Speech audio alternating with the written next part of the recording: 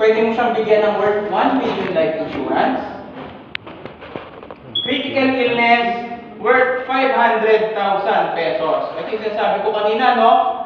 Kapag magkasakit ba tayo, is ready na ba tayo? May pampagamot na ba tayo? But yung 3,000 pesos na kukunin ni client sa inyo, imagine, pwede ka makapagbigay sa kanya ng worth 500,000 na critical illness. Di ba?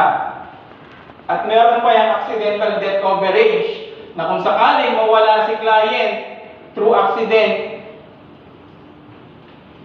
bukod sa 1 million life insurance na ibibigay natin, mag-a-add pa tayo ng another 500,000 pesos or mas mataas pa. Kasi ano naman yan, no? Ang product naman ni FWD is cost lang po yan. Kung gusto niya ng worth 1 million critical illness, pwede. Kung gusto niya ng worth 5 million na accidental death benefit, pwede. At ang maganda po ba dyan is kung wala siyang naging sakit, no? Kung hindi siya namatay ng maaga, meron kang retirement savings na umaabot sa ganitong halaga.